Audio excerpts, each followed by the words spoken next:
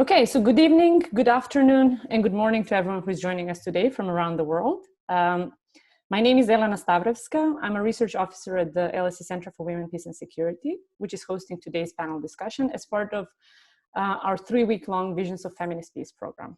I have the honor of chairing today's discussion. The Visions of Feminist Peace program, in case you haven't been following it for the past week and a half, is organized as part of the Feminist International Law of Peace and Security, or FILPS for short, project, which is funded by the Arts and Humanities Research Council. Today's panel is followed by an artistic performance tonight with the Citizens of the World Choir performing via live stream, reflecting on the concept of feminist peace. You can register for that through the website of the center. Then just to give a little bit of a teaser of what's happening next week, on Monday we have a panel hosted by our colleagues at WILF titled How Feminist Peace Can Transform Power, People and Our Planet.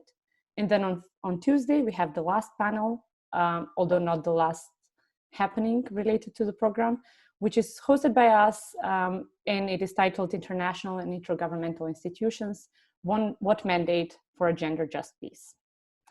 Today's panel, we named Strategies and Practices for Gender Just Peace Building, and I have the distinct honor of welcoming 3 incredible peace activists and peace builders, whose tireless work and advocacy has been shaping and expanding our imaginary of peace and feminist peace, in particular at national, regional, and international level.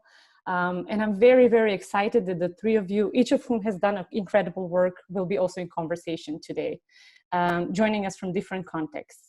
So today we have with us, and this will be the order in which they will be speaking as well, Helen Kezie-Nwoha, who is a feminist peace activist and a woman human rights defender from Nigeria. And she's currently the executive director at the Women's International Peace Center in Uganda. She's joining us today from Kampala.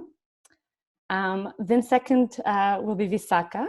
Visaka Dharmadasa is a Sri Lankan peace activist who is the chair of the Association of War-Affected Women, which she founded in 2000. And previously, she had founded the Parents of Servicemen Missing in Action, also in Sri Lanka. Today, she's joining us from Kandy in Sri Lanka.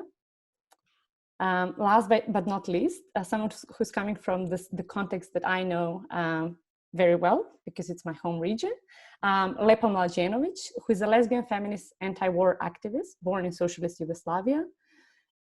She's a feminist counselor working with women with trauma of male violence and trauma of anti-lesbianism, among the many other things each of the 3 of them are. I'll keep it brief, but I'm sure our audience is aware of your very rich biographies. Now, when thinking about peace, I often go back to poetry. Well, go back is a strong word there, but I often think of poetry and I'm inspired by it. And today, when I was thinking about this panel, especially because the 3 of you come and work at the intersections of quite different groups of people affected by violence and different types of violence as well, I thought of segments of the work of 2 poets whose work and lived experiences have been defined by intersections of gender, race, bodily ability, sexuality, and age.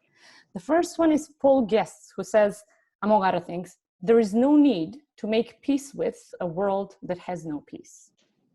And then the second is a feminist icon, one could say, Audre Lorde, who says, who has written that when we speak, we are afraid, our words will not be heard nor welcomed, but when we are silent, we're still afraid.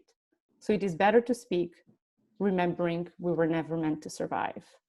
And in that context, I think the work of all 3 of you kind of connects that you haven't made peace with a world that has no peace, and that each of you has spoken and is speaking out in different contexts, but pretty loudly, and we hear that.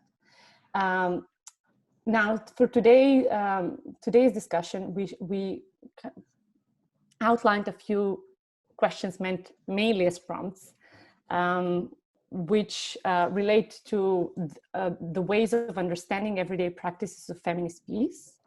What feminist methods and strategies are there for peace in your experience?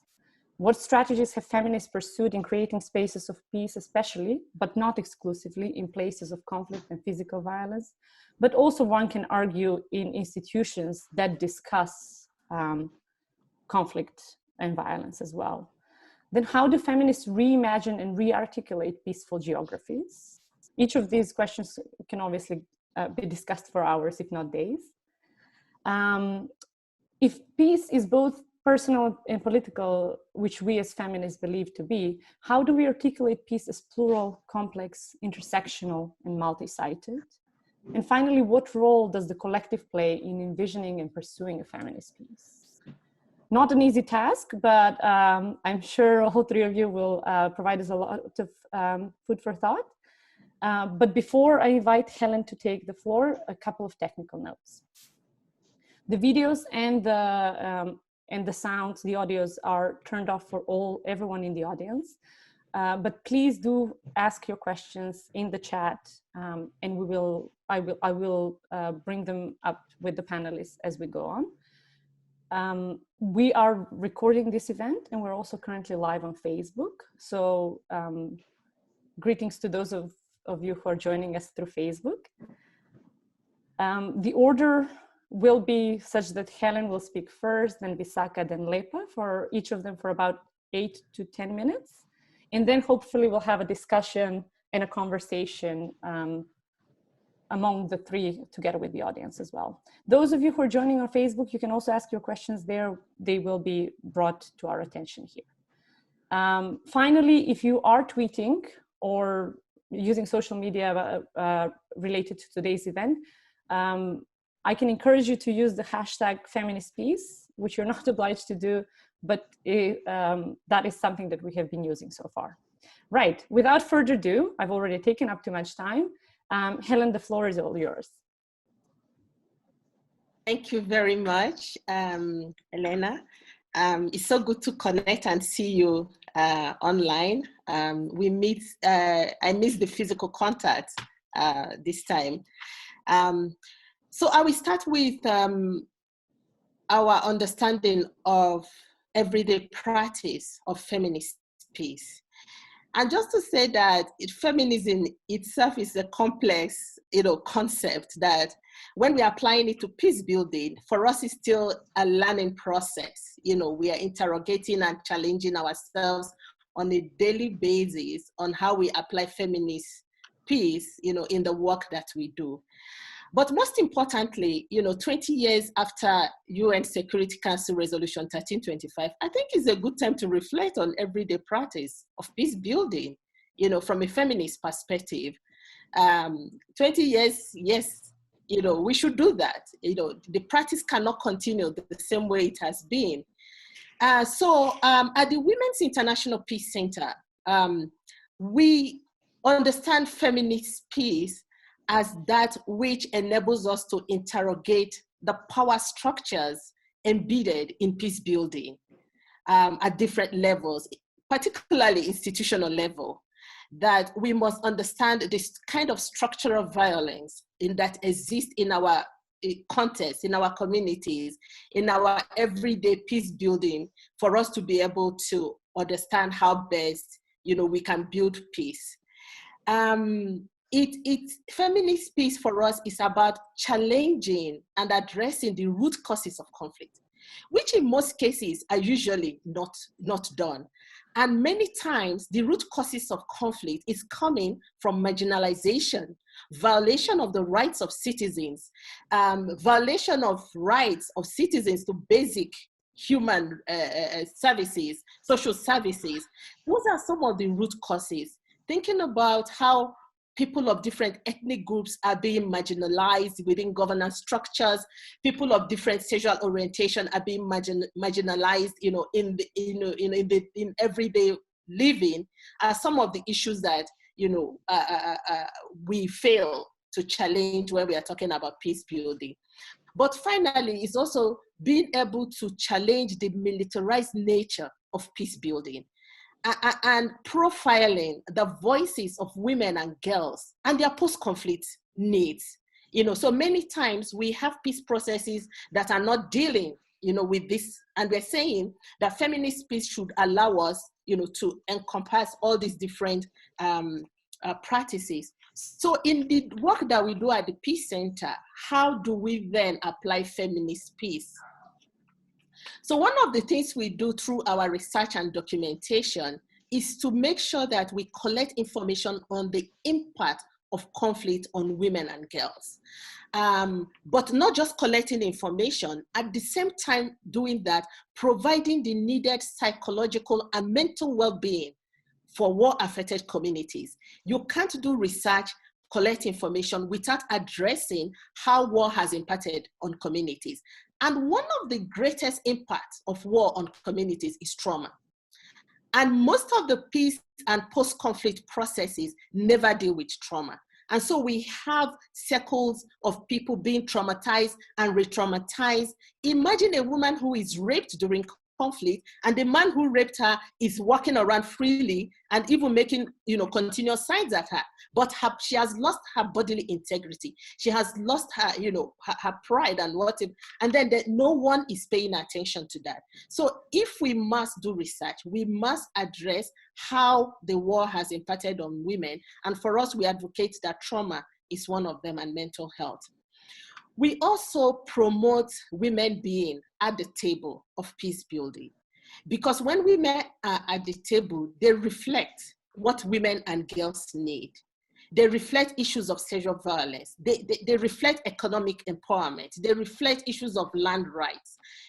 They highlight the emerging issues of conflict, climate change, violent extremism.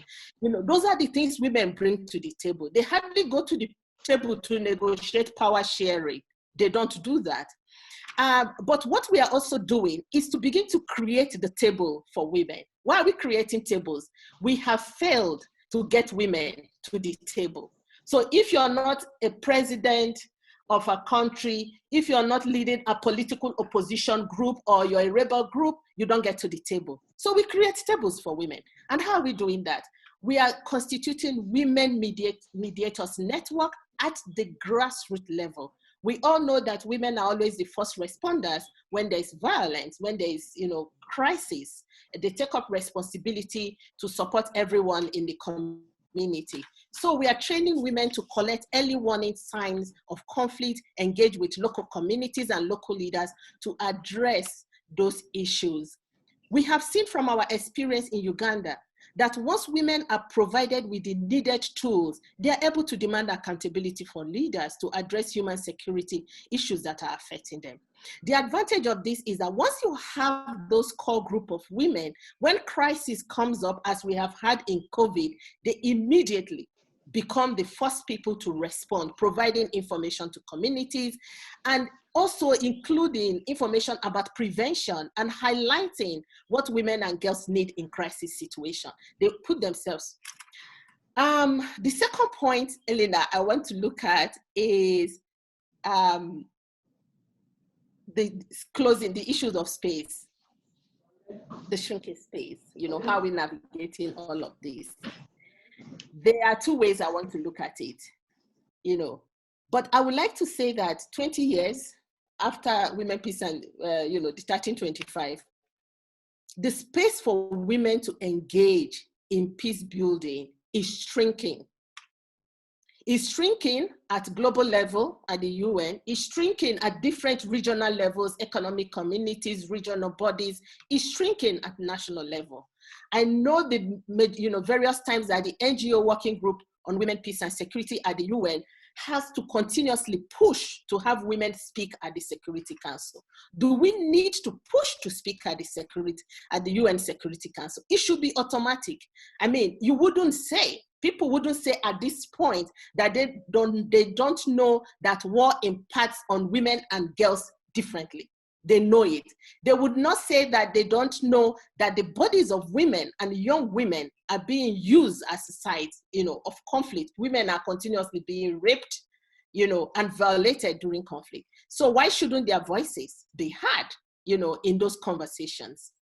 The other way that they're also shrinking our voices is not, we don't have money to travel. Yes, it's even good now that we are all speaking on webinar, but do we have the space to even pay for us to be on the webinar. And even when we have to travel, some of us cannot afford. Others are denied visas because of the countries where they live, because of the statutes which they hold. They are not able to engage in these processes. So, you know, should we continue like that? No, we shouldn't. 20 years after? No. I think that after 20 years, and we're doing 25 years of 1325, and we're still like this, then the world is really not taking seriously the issues of women and girls who are affected by conflict. And what strategies have women used in some of these spaces? You know, I've talked about the advocacy space, but at the peace building table, yes, women have really, you know, tried to get into those spaces. They've navigated those spaces and they've used different strategies.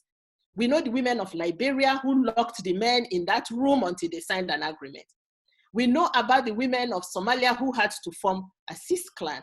So women have used different strategies, you know, which includes being aggressive, you know, and demanding accountability. Women have negotiated. They've used shuttle diplomacy. They've tried to use all manner of strategies just to get into that space, just for their voices to be heard. Women have prayed. They've held night vigils. They have demonstrated against human rights violation. They've done so many things, and they continue to do that. So I think, Elena, to close, is that women have been able to work collectively. So let us not forget that the feminist principle of collective organizing that has helped women peace builders to be able to challenge, to get into those spaces, is the sisterhood that has helped us, you know, to keep together. That is what has made us to be able to hold each other's hands and demand for our voices to be heard in those spaces. And I think that if you ask me, for sustainable peace, feminist approaches would just be the way, you know, that we can go. And I will stop there so that my colleagues can also speak. Thank you so much, Elena. Wonderful. Thank you very much, Helen. And let me just point to the tote bag behind Lepa, which says sisterhood is powerful, which connects really well to the last point you made, Helen. Thank you very much. Visaka, about 10 minutes or so? Thank you very much. And really inspired by Helen's very powerful voice and also confident. Yeah, I have been also thinking, like, what is feminist peace? What's different from the peace that we normally encounter? You know, coming from a country which had a 30-year-long war, even before they call uprising, they don't call it a war. There was in 1971, then 88, 89, which Sunila was also a part, and then a 30-year-long war, and very recently, most recently, the Easter Sunday bombing. Peace, sometimes in my country, is not a good word. Sometimes it's venerated. But the issue, especially, I really do agree with Helen, in all the conflicts around the world, whether it is for land, whether it is for resources, but the underlying thing is discriminating. We see that the root causes for conflict is discrimination. Who else understands better discrimination than women? Because we are discriminated at every possible level, everywhere. It's not only the global south, but it is at the global north as well. You do see it, that women are discriminated. So we do understand that discrimination is one major root cause for conflicts. The other thing is dignity, the human dignity, because the Sri Lankan conflict, especially the Northeast War, was fought for dignity. And our call was always that whatever solution to be made has to be, the overarching principle has to be dignity, the human dignity. And again, we as women, we do understand very well when we speak about dignity, a human dignity of a human being. And another one very important aspect of peace building, it's inclusiveness. And that's exactly where feminist peace is all about. We are for inclusion. We don't want to exclude anyone, no, whether it's race, whether it's creed, caste, color, language, or anything. We as women, we do want to include. And I believe in any peace process, not only to achieve peace, but most importantly, to sustain peace. Inclusivity is one of the cornerstone of sustainable peace. That's one thing what I see that we have to have. And the other thing is the trustworthiness. Being very closely involved in the Sri Lankan process or any other, the trust is a key for parties to come together. Even if they have to speak about any other things, initially they have to have some sort of trust between themselves. And who else is better in creating that trust? I always bring a very, very, what I say, local metaphor here, like the mother at home always come in between maybe the father and the other children, maybe among the siblings, to build that trust and bring them together. So again, the trust and equality. So when you hear all these words, who speaks about these words? Equality, trust, inclusiveness, it's all in our vocabulary. We speak about it. So who else is better to build peace and sustain peace? Helen also spoke about creating spaces. Women are very creative. We say, if the table is not enough, create the table in such a way that we can include everybody. This is exactly the way that I vision, or the feminist vision for peace building. You create the table because you need to get that person in. You don't exclude just because there is not enough room, but you create it. And we are creators. Women are creators. We are very creative in doing things. So bring that aspect to the table, because it's extremely important to have a creative table. Think out of the box, because each context is very different from others.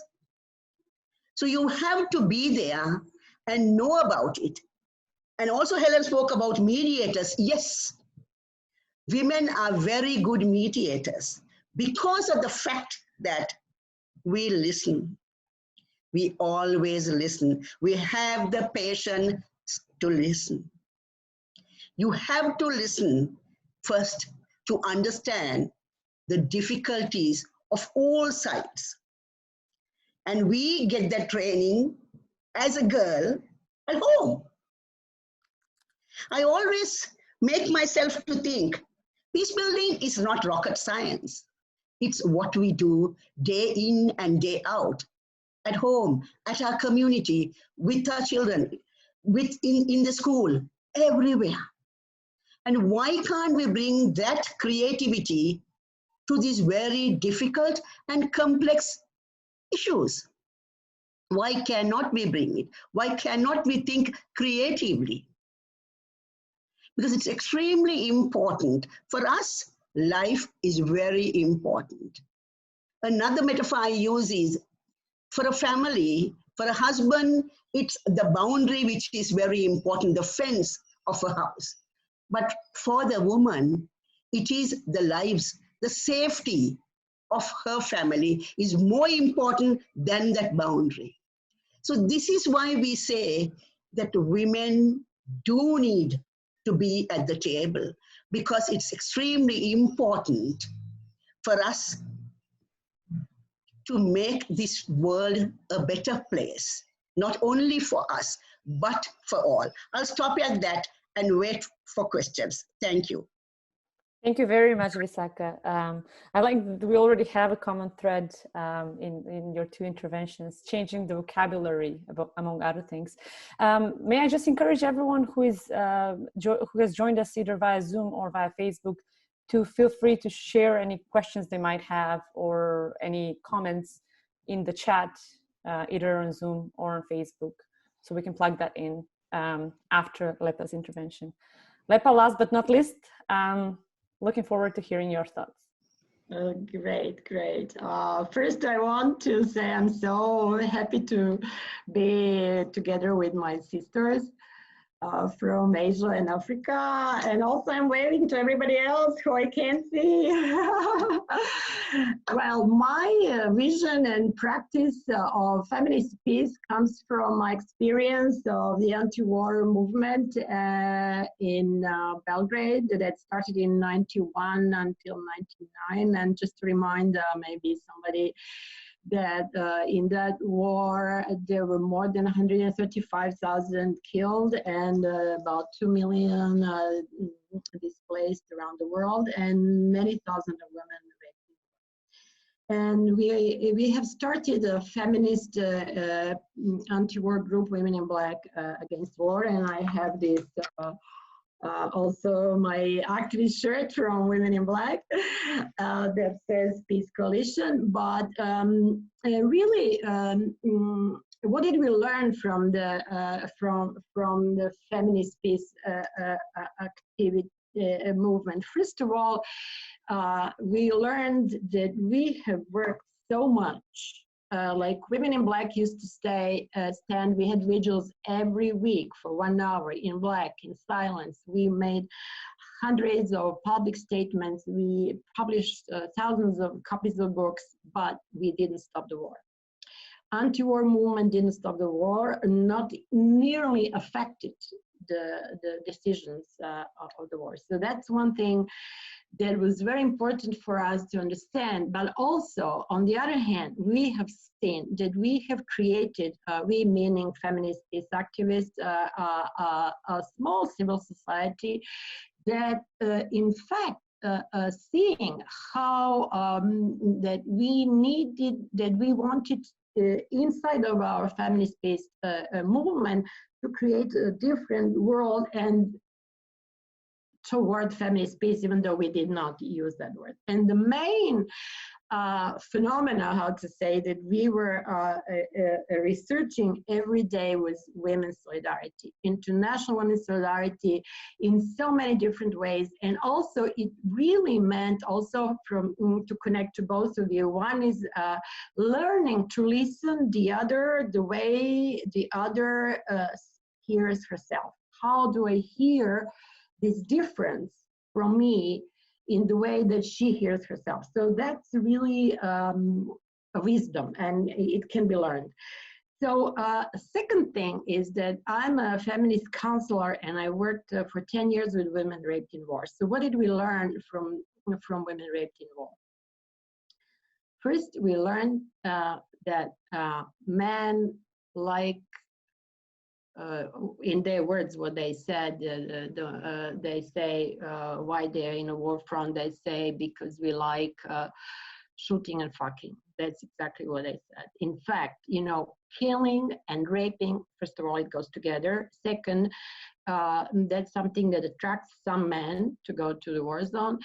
And then we feminists realized in the very beginning, because I was working with women surviving male violence even before the war, that practically male violence against women and war violence is a continuum, and that the emotional patterns of the perpetrators around me before the war and those on the war front are very similar. And therefore, we feminists realized very early that war is around us and inside us. And that is a structural patriarchy which we also contribute each one of us. So then we started very early to make workshops of experience to try to identify how do we contribute to militarism, to fascism on the everyday life. So that was very important path toward the feminist peace. The second, what we learned from women raped in war is first that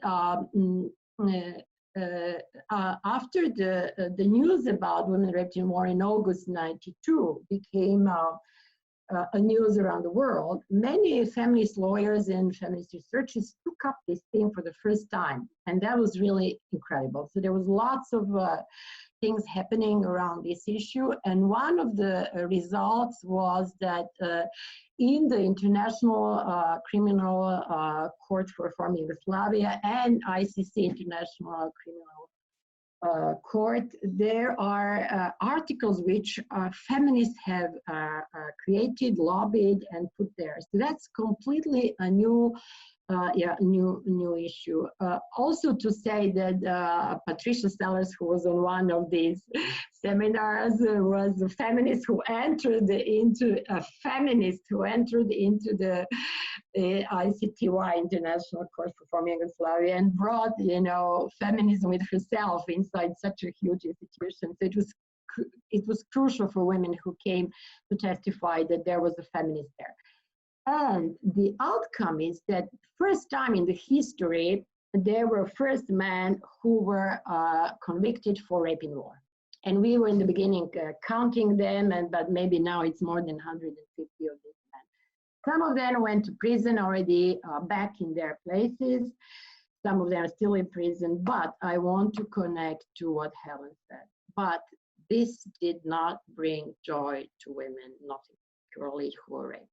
The fact that they are, so we learned that criminal justice really doesn't increase the well-being of women who are raped. It is, of course, important, there is no doubt about it, but we had to decide to work particularly on women's trauma, that's what, you know, and mental health, what Helen has just said. And also in that time, you know, we also were connected to the feminists who in Guatemala, who worked with the women who survived their wars, this is another war. And they have launched this term, healing is justice.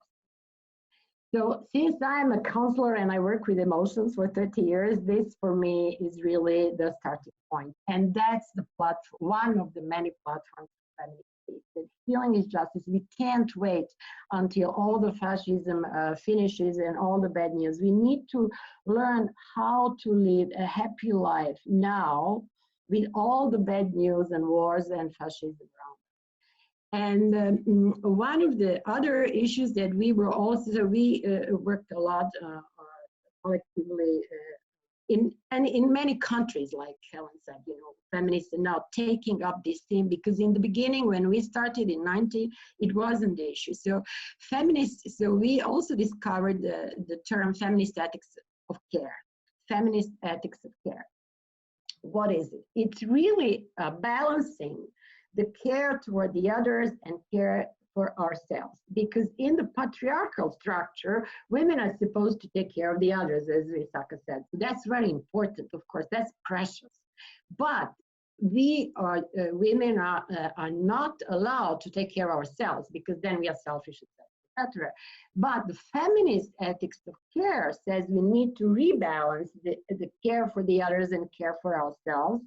And therefore, that for women really means that we have to make a decision to take care of ourselves, which I sometimes like to say that we have to work toward unconditional friendship with ourselves. You know, that's the basis, because women are really always had these backward ideas about themselves.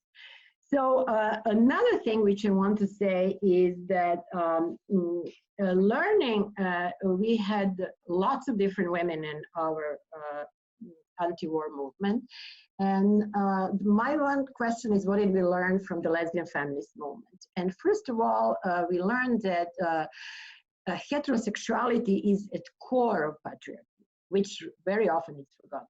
Heterosexuality is institution and it's compulsory, as some of the theoreticians says, it's like compulsory institution, heterosexuality, which really means also that women, that not only that we are oppressed as women, but that we are directed emotionally and sexually toward men who belong to the category of oppressors. So that really makes it complicated how to liberate women from the discrimination, as Visaka said. And the second thing that we learned from the lesbian feminist movement is, first of all, the lesbian feminists are not only women who are erotically and emotionally attracted to women, but and I'm one of them, but that we call sometimes ourselves women-identified women. What does that mean? Among other things, it really means that some of us have had a long process of deconstructing interiorized male authority in ourselves that has been inflicted by patriarchy for men, for all women, you know, that we have inside ourselves a male authority who says, you're not good enough, you have to do this, you know, who is watching and judging us on a daily level. So some of us feminist lesbians work a lot in group and in workshops to deconstruct this and to replace it with some female authorities, but it's not just symbolically replacing, you know, female face by male face, but really getting rid of this hierarchy so that our own authority inside ourselves are in the level of equality, and that we are friendly conversation with our own authorities in ourselves. And I really conclude with this. I think that this in itself is disobedience to civilization, if I may cite Adrian Rich, who said this. It's really disobedient, and I would say that one of the starting points for the feminist peace, apart from solidarity, which is crucial from the beginning to the end, is that we need to learn to be disobedient to male authorities, and that meaning logic of militarism and abuse of power. So I'll just stop here. Thank you. Lepa, there's a question in the chat. Who did you cite? Can you repeat the name, please? Adrian Rich. Oh, Adrian Rich. Okay, thank you. Thank you all three. You have raised so many questions, more than we can possibly cover today, but that's always a good problem to have. I've noticed several different threads through the three interventions: reimagining the table, reimagining the vocabulary, reimagining care, challenging hierarchies within self and others and outside, inside and outside. But I think the main issue probably, or the main common thread, is reimagining peace, because and there's a question about liberal peace in the chat, but what we see now, I found it striking when Visaka said peace sometimes is not a good word, where I come from, which reminds me to some of the conversations I've had with indigenous women in Colombia, who say that peace as a word was introduced by the colonizers. So what kind of violence is then also contained in this idea of particularly liberal peace, which boils down to managing conflict really, and managing certain types of conflict only. But anyways, I will not dwell too much on with my own questions, because we have quite a few questions in the chat. If we do have time, I would want you to intervene on some of my thoughts as well. But let me start with Cheryl Velasquez's question, who says, how can those of us who are in the US support women around the world? I'm a social worker and don't have much power, which I think, I don't know whether this will be related to, but you could potentially relate it to the second question, which comes from Abhishek Sharma, who asks why is peace building, especially in the global South, complex, where the liberal framework is found to be by a large extent redundant? and how can we integrate intersectionality in our approach to peace building? The reason why I'm asking the two questions together is because we can think obviously of intersectionality in a much broader global world, but also in a very localized world context. So whichever way you wanna, if you wanna tackle the questions, I leave it to you. And then we'll go with the second round of questions. Whoever wants to go first can go first. Should we go in the same order as we started the first round, and then in the second round we'll go in the other order?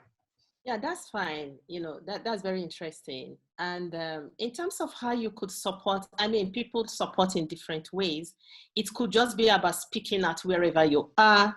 It could be about understanding the different contexts where people are working. It could be about writing about what people are doing. It could also be about joining campaigns and advocacy. I mean, we've received support globally, you know, from different people. What is needed is huge. It could even be enabling someone to change their thinking, their attitude, you know, in terms of how they are perceiving peace building, but also speaking out on the violations, you know, that people are experiencing as a result of conflict. It could also be calling and naming, you know, those countries who are producing weapons. You know, these are powerful countries, name and shame them, call them to account. You know, so there are different ways and different things you can do, you know, to support the work that is happening. The other question about how to integrate intersectionality. Mm-hmm. You know, for me, you know, when I think about, you know, that is that we need to understand how structural violence, you know, how the institutions that we have, you know, around us have been conceptualized, you know, from a colonial point of practice and view. So we have institutions and practices that we have copied from the so-called developed world. We have policies and laws that we have copied from the so-called developed world that doesn't suit our context. You know, so the challenge is coming from the way that we have tried to build and what we have called development in itself, that we need to challenge what works for us as people in the context where we are. You know, that we need to stop copying and pasting practices, policies, laws, and try to develop our own indigenous ways of doing things. Then that brings it to our own understanding of what constitutes conflict and what sides do conflict happen. And conflict happens in every day. It happens at your personal space, community space, I mean, you know, everywhere. Understanding those different spaces and the kind of conflict that happens then enables you to take care of the intersectionality in it, because there are different ways. And the challenge that we are having is that we cannot deal with one aspect of violence and leave the other. Until we begin to recognize those different sides where violence is happening, being able to connect them and address them, we might not be able to make a lot of progress in terms of building peace. And I think that's the challenge we have, that women are discriminated, we are marginalized, inequality is existing. Even in the so-called developed world, I mean, people are experiencing domestic violence, you know. So how do we deal with violence within the home, within the workspace, within the public space, you know, where we are having people call names and make signs, women are raped on the road and the rest of it, that we must address those different spaces and, you know, be able to see how we then also have a holistic approach, you know, where we are talking about issues of, you know,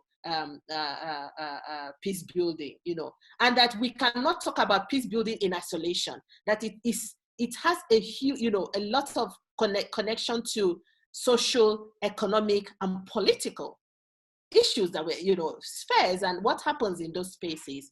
You know, let me keep quiet because I see there are so many other questions that are that have been fired at me, so that Lepa and Visaka cannot say something. Never keep quiet, but for now, let's go to Visaka and then to Lepa, and then I'll come back to you with two questions that are directly asking you something. Visaka. Yes, thank you. For you, Elena, the word peace is definitely not Western. We don't take it as Western because the fact that I think it's a Sanskrit word, Shanti, So, I mean, it is there in mythology, and whether it's a Hindu or a Buddhist or you come from this East, we do have it within us. We speak more about inner peace, which is very important to make outer peace. So that's there, it's within us. So it's not an alien thing for us. And also about the question from the US, I think the recognition, what is extremely important is for women peace builders, is the recognition that women do build peace at the grassroots, in their communities, day in and day out, though they are not on the tables and not invited and ignored. But they are there and they do build peace. Especially, I mean, look at the COVID pandemic.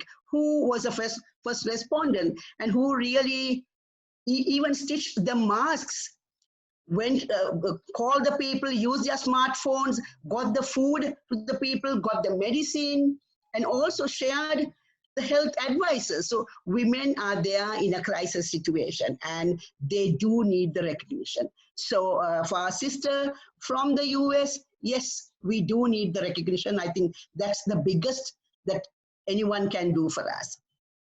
And also about, I think I don't want to go much into Abhishek's question because Helen already did justice. So I'll stop at that. And if there's any other question, I would like to come in. Thank you. Wonderful. Thank you, Visaka. Lepa? And I will go on recognition, what Visaka said, because that's really crucial. And that's what we also learned in the anti-war movement, that in fact, this solidarity from other women meant that there are some women who by their own will are interested to know how are we. And that was crucial, that's the recognition, because they ask us or they come to us and they say, how are you? They want to know and they listen, and then we are not alone. And it's all around the world. I'm always talking from the point of view of a counselor, and from a point of starting point is emotion. So that's really crucial. So I'm thankful for the social worker from USA asking that question, because also in my experiences that we had so many fantastic different kinds of solidarity in these 10 years of wartime in my region, from the letters.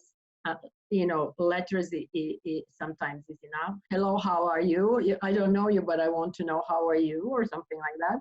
Or I've even had sometimes some women sending us chocolates and coffee, which we didn't have at that time. So it was really like, wow, somebody is thinking of us, that we can have some good time also in the wartime. So there are really many different kinds of solidarity. So, but my question is crucial. Thank you. And about intersectionality, I also want to look from the point of view of the emotions, because that's my profession. Because intersectionality, from one part, of course, means that some categories of people and women have different power. That's the point. We need to recognize this different hierarchy of power of different groups. But also, women have, because they're in a different context, they have completely different experiences. And we don't know what the other women feel, or how does she live her life if she's in some completely other context. Even if she is in my street, like I have Roma people in my street, my neighbor have no clue what's the vision of the world of this completely different, discriminated, group, because they have different colors and they are so hated in our society. So they don't know how they live. They don't even want to know, nor they ever ask, how are you and what's your vision of life? Or even less, what do you need? So I'm looking at from the vision of the feminist peace, the intersectionality, if we want to look from the point of view of emotions, it's really crucial to understand that we want to know each other, because then it's much easier to collaborate and work together. And also, somebody said the other time in one of these webinars, we want to collaborate between different movements. That's also intersectionality, because that's how we can make some changes. Thank you, Lepa. And I know that earlier we spoke that you have some pictures you want to share. Speaking of connecting different movements from around the world. Oh yes. Do you want to use the? Yeah, that's. I like to have some visuals. So let's have a look at that, and then we'll return to. Okay. So that's really 8 photos, and I will explain you this. Wait a minute. This is the first one. And that's from Women in Black Against War. Just to give you some impression, how did we look like? These are my comrades in '94. And we were very, very feminist, anti-fascist, anti-militarist group.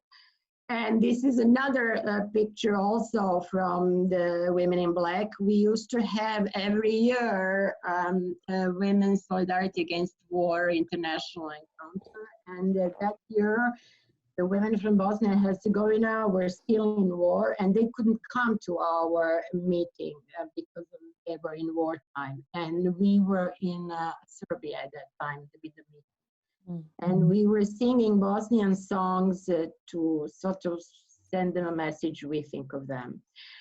Also, there is another image of sisterhood that we were promoting, and solidarity on everyday level. So this is the one. And this is one image more recently. It's about very important for us because the Serbian power have done a genocide in Srebrenica, and then the Belgrade feminist Women in Black are every year making remembrance of that, which is very difficult in this country because it's very nationalist environment. And this is the last one from Women in Black. It's very important for us that every time we say that anti-fascism is our choice. And that's what is written here. And I want for the end of these photos to give you a few other examples from Latin America, because I have said that women have to take care of ourselves. And this is one from Mexico that says, we are taking care of ourselves as friends, and we can't really trust police, which we have seen in the last year very well. And there is this image that says defend joy, organize anger. I think it's very important also because I'm insisting that we take our emotions seriously. We, in a feminist peace, need to take our emotions seriously. And this is the last one for the photo. It says our revenge is being happy. We want to be happy, including the fact that there is a war and fascist and war news around us. Thank you. Wonderful. Thank you very much, Lepa. Now I'll go to Helen with 2 questions that are specifically about something you mentioned. One is from, no, before I do that, Angela Rodriguez, I see that your question is also related to intersectionality, so I hope that the responses did justice to your question as well. I'm not ignoring it. I just think that we might have covered it in the interventions for the other question. So question to Helen from Nadia Alsakaf. You said the space for women in the peace processes is shrinking despite the increasing awareness of the importance of their role. How did you come to this conclusion, and who is it to blame for this? And then a second question to you from Mayel Muller. You mentioned that you work with women mediator networks on the track 3 or grassroots level, and that you're creating space rather than trying to get to the table at the top level of track 1 negotiations. Do you see a way in which women can ensure to be active peacemakers, not only on the track 3 level, but also track 2 or track 1 in the future? Yeah, thank you very much for all the questions. In terms of statistics, The UN Women, you can also go to their website, has been tracking women's participation in negotiations and in peace building. And in the past few years, they found that women's participation in negotiating delegations has not improved in the recent years.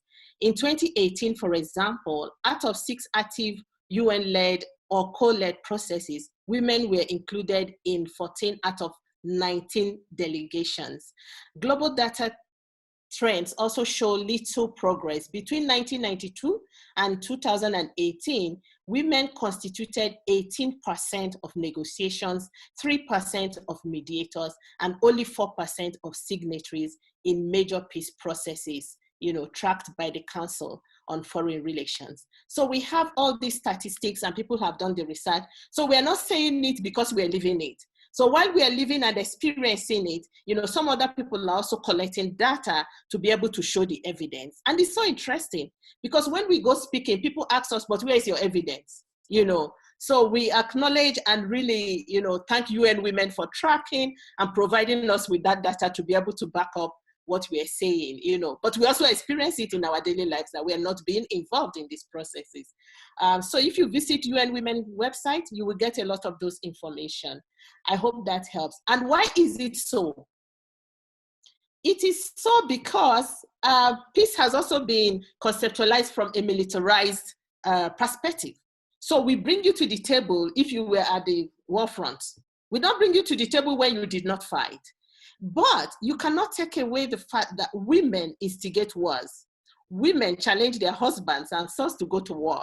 Women are the ones who take over when the war is taking place. They take responsibility for taking care of the children. Women also fight wars. So not bringing them to the table is also a disadvantage. So because we look at it from that perspective, we then don't see a reason why we should bring women who were not at the war front. The other is that in majority of the cases, people are negotiating with leaders, military leaders. How many women are military leaders? How many women are heads of state? Just look around you globally. How many women are leading countries? So if we are bringing women to the table, if those are the ones negotiating the peace, then you don't find a lot of women at the table. So that is the reason. Why are women not at the table? Of course, those are structural issues. Inequalities exist continuously.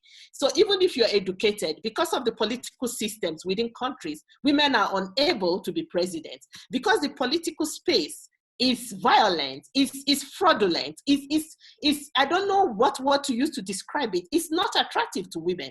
And political practices have deliberately made the space, in a way that women are not attracted to it. So can we make leadership spaces more attractive to women? Can we make political participation more attractive to women so that we have women in leadership positions and then they can be in those spaces?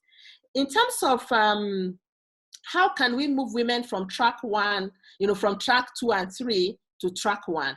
Is the same thing I'm talking about. Track 1 deals with the UN, heads of state, you have to be a prime minister, a minister of something before you get to the formal table. How many women are prime ministers? So the only thing we can do is exactly what I discussed before. You need multiple layers of intervention. Can we get girls to go to school? If they need the qualification to be there, can we make the space conducive for women to participate? We know in my own context, people do campaigns at midnight when women are taking care of their children. You're not going to leave your baby to go and do campaign at night. How can we make the practice of decision making and getting into decision making more favorable to women? Even when affirmative action has been given to women, we're still not able to fill the space. Because one, when my family is poor, they will rather I marry and bring in them some money. How do we challenge social practices, norms that prevent girls, from getting into those spaces? So it's a lot of work that we have to do.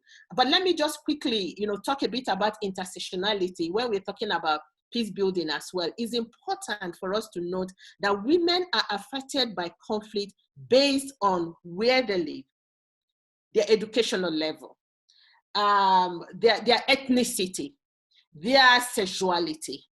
So depending on your education, your economic status, and the kind of human security that exists before the war determines how war impacts on you. So in terms of response, we need to then recognize that women are not a homogeneous group, but in most of the responses and peace building agreements, we are clustered as women, and then we are clustered as women affected by war. Some of us were raped, some of us were traumatized. Those are different impacts that require different responses. So the issue of intersectionality then becomes something that we need to incorporate in our responses. I hope I answered the questions, Elena. More than. Thank you so much. And I mean, you saw all three of us nodding. I'm sure if we could see the other, if we could see the participants, they were also nodding along. And indeed, it's not just a question of women as a monolith. It's also which women can be by the table, can run for office, can be in these different spaces that you're talking about, and which women have been affected in what way. Thank you for that intervention. I have a question from Facebook. From those joining us through Facebook, from Sharmini Rampersaud. I'm really sorry if I'm mispronouncing someone's last name. I'm trying my best, but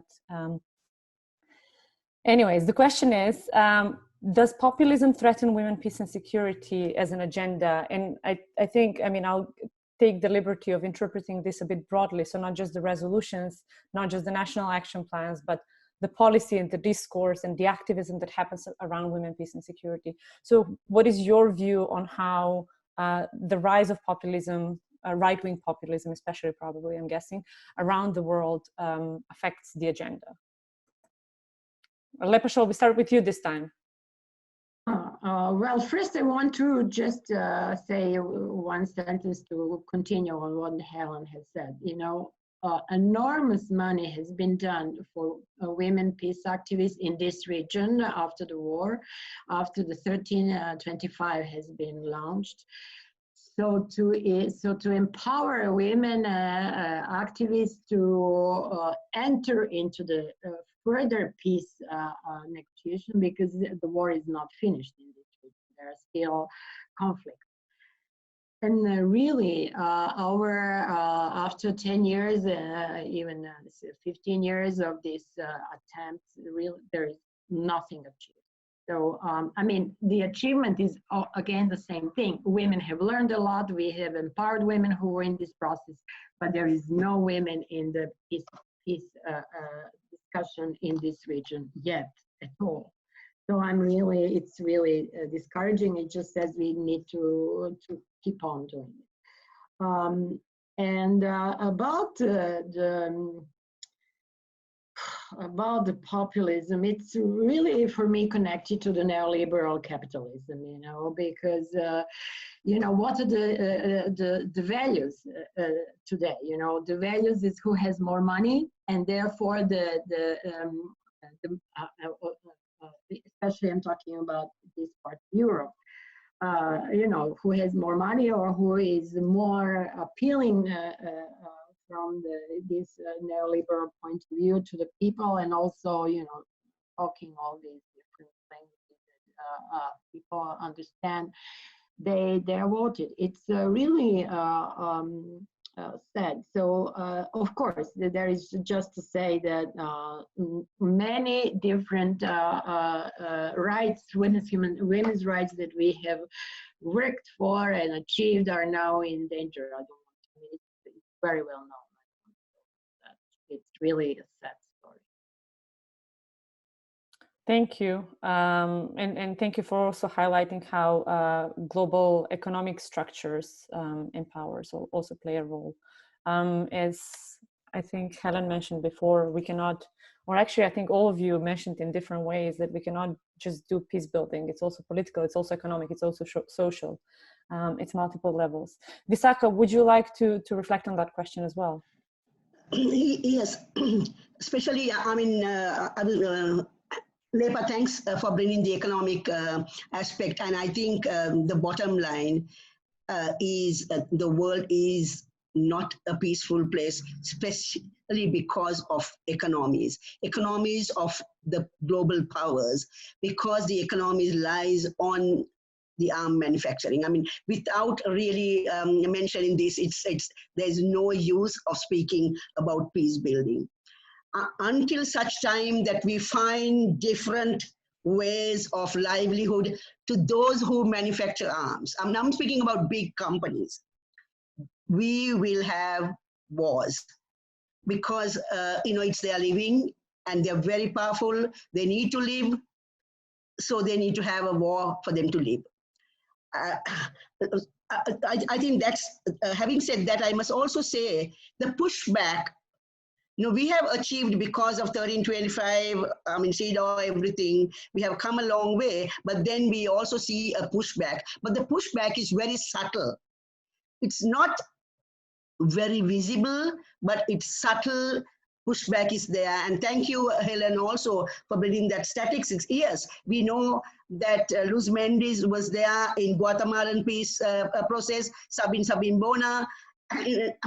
But now you don't hear those words. The names. We don't hear that women are there on negotiation tables. I mean, look at Yemen, Afghanistan, Sudan. We really don't hear women playing that crucial role.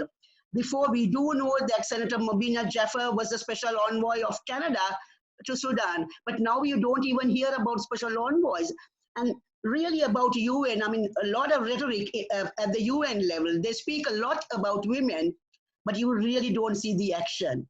And I think it's time for us to say that please do walk the talk, because lots of talk, but very little walking. Thank you. Thank you very much. Helen, did you want to talk about populism, or should I go with the next question? Hold on, let me unmute. Wait, there we go. Yeah, I'm okay, I'm fine. Thank you. Yeah. It's interesting, though, because I think one of the things we need to reflect on is how countries are always jumping, on policies, on, frameworks without really, looking into how it is being implemented. So we have a number of other policies in African countries. We don't lack policies, we have everything, but when it comes to implementation, we don't get to put resources into them. But also the fact that increasingly the nature of conflict is changing. So previously we have conflicts between countries. Now we are having conflicts within countries and of non-state actors. So all the issues around violent extremisms and all those, they are the ones that are dominating the debates and taking away, in a way, of course, when you talk about issues of women, peace and security, it's like, can we first deal with these other issues that are threatening our securities at country level? When we finish, then we shall come to the issues of women, peace and security. But women are being they're being violated, they're being raped, they're the ones who are being impacted, by some of these conflicts. Look at what is happening in northern Nigeria, Boko Haram, crossing across, Cameroon and everything, and people are being terrorized, and yet we are using military way to try to curb those. So at that point, no one is thinking about issues of discrimination or marginalization. We want to put some money, to provide military equipment and so on and so forth. So that dominant notion and dominant narrative of what is urgent and what conflict is looking at now is even making it difficult for us to talk about the women, peace and security agenda. So you're right, it impacts on it. It's affecting us. And so we are continuously pushing to look at violent extremism. How is it impacting on women? What are the impacts? It's as if, and I think it's deliberate, it's as if a lot of the leaders do not want to pay attention to the women, peace and security agenda because they think there's a bigger agenda. And our issues are really not it. How do we get all these rebels and extremist groups to be in place? What kind of negotiations? So you find them going to discuss without even having any woman on the table. Meanwhile, women are also impacted. So yes, it's affecting the women, peace and security agenda because those are the dominant voices, so our voices are not so dominant. We are not in those positions. And a lot of women who are in those positions of power also need to speak the language of men, otherwise they will be seen to be weak, so yes, it does. And I think that we just need to continuously, speak about it, call for accountability, and see how far we can push the boundaries. So, yeah. Thank you all for answering that question. And as you were speaking, especially about the temporality of when the issue of feminist peace, well, feminist peace is a stretch here, but even women, peace and security, when is the time for that? It's always later. As Cynthia Enloe very nicely says, later is a patriarchal time zone. So indeed, it is a continuous effort. Okay, so the next question is from Caitlin Ryan.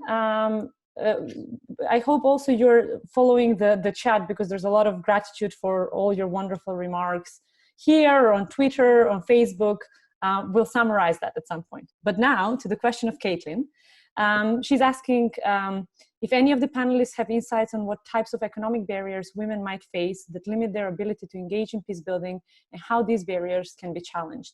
I think each of you kind of touched on this, but how can they be challenged is the also key question here. Visaka, would you like to go first this time? Yeah. Yes. I mean, it is a big issue. The economic independency of women is a very big issue, I think, throughout the globe. And I don't think the economy of status of a woman is a barrier for her to build peace. Really, that's not the case. But in general, economical independence for women is an issue. But where peace building is concerned, it's not the women's economy, it's the global economy and the trends of global economy which impacts not necessarily only women, but all of us, especially because of the fact that people have become very money-minded. They have forgotten values, especially that's what we see in Sri Lanka. The values are eroding from the systems. People do I mean, it's not that people don't go to the temples or churches, but exactly the values which we were brought up as children, I'm 63 years, brought up is eroding. So I think that's exactly one of the biggest issues, which, because you can have everything. They say that you can, if your money is gone, something is, nothing is gone, but if your health is gone, something is gone, but if your morale is gone, everything is gone. So I think that's a big challenge that we face, not only as women, but as populations. And the economic thing is, of course, because of the fact that globally, weapon industry is really controlling many things, and that's exactly hurting the women peace builders, and they are put in danger, but not their economical status, because whatever the economical status you are in, you could always, and you are always building peace at your community level. So thank you. Thank you, that's a very hopeful message. Lepa? And then yeah, I want to give a totally different, from my point of view, from emotions, I'm working with women who survive sexual violence. The data says that every fifth woman has survived, I mean, this is around, not even in the war zone, but in Europe, and other countries. Every fifth woman has survived a difficult trauma of rape. If we, in the countries where there is a so-called early marriages, that means that from 60 to 80% of women have survived rape in the early life. That's a rape trauma. We cannot think that these women will take any job, even if they're offered, even if they're given, even if they say, okay, go and work. I mean, I work with women, so we all know there is a work for you to work in this shop. She can't do it because she starts, but then she has another triggers because some man comes in to buy bread, but that he reminds her all this and that. So we need to work on trauma on women. We need to take emotions seriously. There is no way we can make all the different programs for economical development of women, but unless they can be ready psychologically, emotionally to take up this work, we can't even get there. That's really important to, I'm really stressing that on every issue of feminist peace, we need to take emotions seriously. There is no other way.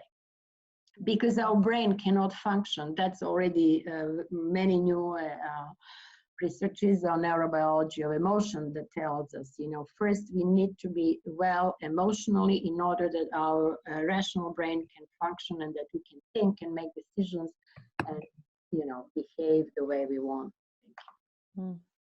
Thank you, Lepa. Helen, would you like to jump in here?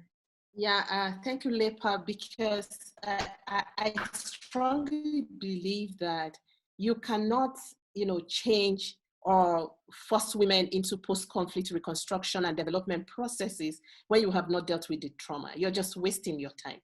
Because at the point, they really don't see any sense in it. So restoring the trauma, dealing with the psychosocial problems will be the first step to enable them to engage in any form of empowerment. But I will just look at it again from another angle. We are acknowledging that, yes, women at the grassroots level, they are the first responders, but no one is given enough resources for these women to do the work.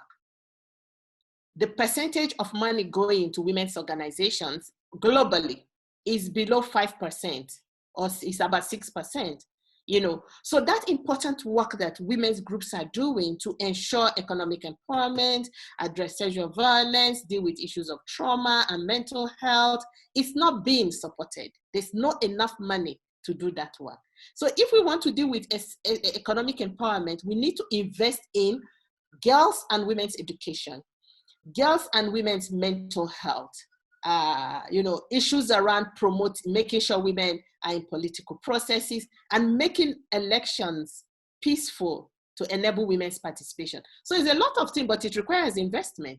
But like Lepa said, even if you invested all the money, if the woman is not psychologically ready to engage, nothing really changes. So I just want to re-emphasize that we must deal with the traumas of women in conflict situation if we want anything to change. And that's a feminist point of view. Yeah, thank you, Elena. Thank you. And actually this brings me back to something that Lepa said in the initial intervention, that criminal justice is not well-being and healing is justice. Yeah. But the next question I have is about criminal justice. It's from Claire Wilmot. She says, in your work, do you think there is a role for criminal justice in building feminist peace? How do you think about creating consequences or accountability for violence against women that can disrupt structures of violence rather than reproducing them through incarceration or other harshly punitive criminal justice responses?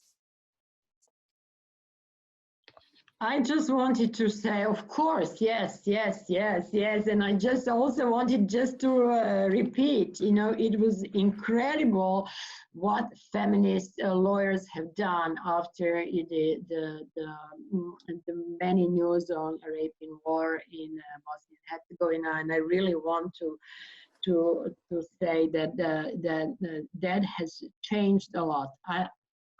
Since I'm looking from the emotional point of view, I say that does not bring happiness to women, but it must be. And we need new feminist lawyers to do new laws everywhere. Non-stop. Thank you. And for those of you who might have missed our Tuesday panel on precisely this topic, there will be a recording of that as well as this on the website of the center soon. So stay tuned for that. Who wants to answer this question next, Helen or Visaka? Yeah, it's interesting because what we are seeing is, I mentioned before, the changing nature of conflict. It's also making it complicated, to be able to draw the line between crimes, and war. So we find out that, those pockets of things that are happening within the communities sometimes qualify as war, at another time they qualify as crime. But it's also because of the dominant narratives and definitions of what constitutes war, and then what constitutes crime, and then what constitutes peace. So again, we have to take it back. Now, for us to be able to do this, we need to interrogate the power structures of how institutions and practices of mainstream peace building define all of these terms, and the way that it is then being applied both in law and in everyday practice of peace building. From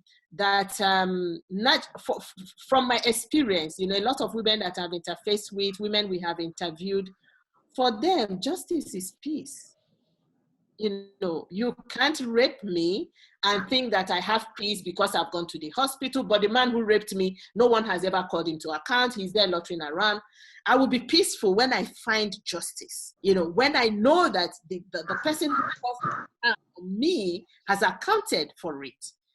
So for feminist peace, justice is also an important component that we can't just go around talking about peace without providing justice for the crimes that have been committed, against civilians, against women, and against communities. So I think it's a good one. And of course, Lepa has already shared a lot on that. So I will allow Visaka to conclude. Very briefly, yes, no justice, no peace. I mean, that's the bottom line. But having said that, also, why are we looking at transitional justice processes? Because of the fact that in times of war, on conflicts and repression, sometimes you cannot bring everybody to the courts. So you have to, other than the ones who are directly involved in murder and all rape, all grave crimes. So we have to find ways and means of moving forward. But of course, justice is the cornerstone. Thank you. Thank you very much. I have a very quick question for Helen, and then we'll wrap up. I think that will be. So this one is also came through Facebook from Numa Keita. If she's asking if your engagement at grassroots level include women ex-combatants, women in disability, and the widowed. She says, in her master's research, I found that women from such background are normally not represented or consulted in building feminist peace building in post-conflict societies. And do you see this as the case, and how it can be overcome, or how can we fill this gap? Sorry, I rushed a little bit through that, but I'm mindful of time. Yes. And I think that as feminists, we are always conscious, not to just speak about women without identifying the different categories. Sometimes when you go to communities, you find that some of the women ex-combatants, because of the label, of being ex-combatants, communities also discriminate against them and they hide their identities. So you really need to study the situation and bring them on board here. But yes, we do come across them. We do come across people who have been adopted, and then they come back. They have children who are also discriminated, and they are all struggling to get into integrate into the communities. So what we do is to specifically, when we're engaging, to be able to research first and find out who is on ground, and be able to map out the different categories of women. Tell you the truth, a woman will never come up to you the first time you go to a community and say, I was raped. I'm an ex-combatant. They wouldn't do that. But as you continue to engage with them, you're able to identify those. It's a conscious effort, and it's a political strategy for feminists to pay attention to those different groups of women. Because if you don't do that, it's like you go to a community and ask them to call women. They hardly will call you an old woman, because they think that she's old, that she doesn't have anything to add. They wouldn't call you a young woman. So you need to make that effort and say, but where are the young women? But where are these people? Don't you have these people? So we've seen them and we engage them in a way that we can. But let me go back again to what I say. Many of them are so traumatized that whatever you're doing has no meaning. So you need to first address the traumas that they experience for them to see themselves to be part of the development process. The reason why many people will not find them is because of stigma, discrimination, name calling, People call them names. They don't want to be seen as aggressive. And also, you know, in some cultures, women are not supposed to be aggressive. So you don't want to be seen to be the one who was a fighter. You don't want to also own up and say you were raped. So women who were raped never said anything because they didn't want to lose their marriages. So there are a lot of factors, you know, that makes it impossible for these women to be visible. Raining, so you have to make an attempt to seek out for them and then ensure that they're included in those processes. Otherwise, your methodology also becomes skewed like the patriarchy ones that just say they are all women without paying attention to the different groupings. Yeah, I hope, Elena, that answers the question. I hope so too. Thank you, Helen. Yeah, I just hope. There's one more question, and in 30 seconds or less. No, that's a. So let's do it in a minute. But it's a hopeful question. That's why I want to ask it, so that we kind of. I think being hopeful. Well, I don't think Paulo Freire teaches us that being hopeful is political, and we need hopefulness and to act on our hope.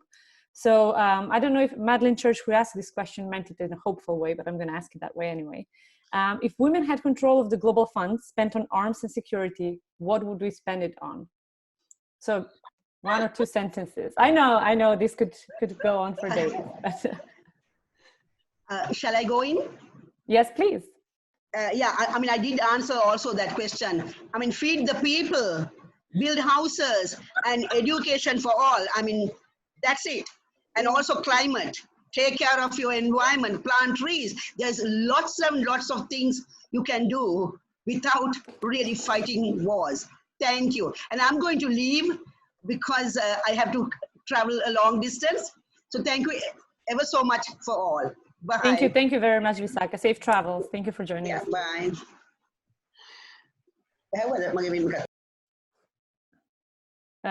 Helen, do you want to go next? Yeah. So, I mean, just to add to what Visaka was saying, if women get all this money, yes, then we make sure that everyone has access to health services, people are economically empowered. That's what I would do if I get that money. I'll make sure everyone is in school. I will make sure that everyone has access to water, you know, food, employment, because those are the basic things that will enable the economy to grow anyway. And I don't think that when you hand over such money to women, they are going to mismanage it in a way. So providing social services, the basic needs that people need, you know, and ensuring that the economy is working. I think that's what women will do with the money. Yeah, Lepa. Thank you, Helen. Yeah, I will, of course, add what I'm insisting on the whole day, and that is definitely part of the money has to go to emotional literacy, and meaning that all women and men, all people have to learn basic about emotions, because emotional construction is completely patriarchal, and we are repeating war systems in our daily life even when there is no war. So it's crucial that we learn about our emotions and that we make collective ways how to heal women who have been traumatized by war and sexual violence. Thank you so much. Thank you for the insights, for everything that you do, for joining us today, for selflessly sharing all your knowledge and experience with all of us. There's so much more to be said, and there's so much more to be learned from you. But today we'll end it here on the note of sisterhood and the note of how can we better spend the money that is currently spent on arms and security. Let me just remind everyone to please join us tonight at 8 p.m. UK time, or British summertime, for the choir performance of the Citizens of the World choir, and also the 2 panels next week, which should be hopefully just as inspiring. We expect them to be just as inspiring as the one today. Thank you very much for your questions, for your encouragement for the panelists, and we hope to see you throughout the rest of our program as well, of Visions for Feminist Peace. Thank you. Bye, everyone. Bye. Ciao.